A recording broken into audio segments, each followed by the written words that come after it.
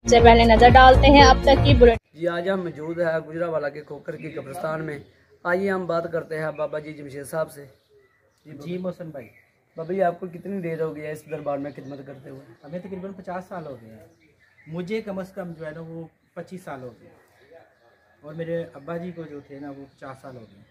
तो बाबा जी ये आपकी नस्ल दर नस्ल ये लड़ी चढ़ती आ रही है? हाँ जी, नस्ल दर नस्ल चलती आ रही है। वो के पास था, ठीक है, सिस्टम सारा। उसके बाद मेरे वाला साहब के पास आया। उसके बाद जो है ना हम 2 भाई हैं, हमारे पास है। आप इस दरबार में गदी नशीन हैं?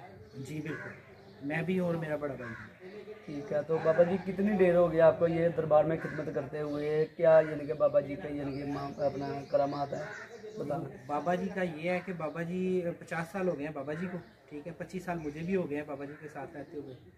तो ये है कि बाबा जी के जो करामात है वो यही कि अल्लाह अल्लाह करते हैं बस, ठीक है, दुआ वगैरह करते हैं तो अल्लाह शफा दे देता है। ये यहाँ पर 11वीं शरीफ भी दरवाते हैं, उर्स आपका किस तरीके होता है? क्या यानी कि 11वीं शरीफ का टाइम टेबल क्या है, डेट क्या है? जो हमारा 11वीं शरीफ का है ना वो चांद का दूसरा जुम्मा रखा हुआ है हमने, ठीक है। उसके बाद हमारा जो मतलब नवंबर की पहली जुमेरात जो है ना वो हमारे इस बाबा जी का उर्स होता है, ठीक है। उसके बाद दादाबू का जो उर्स होता है ना वो मई की जो है ना वो 18 तारीख आती है हमारी, ठीक है। ठीक है। तो 17 तारीख या 18 तारीख आती है वो हमारी।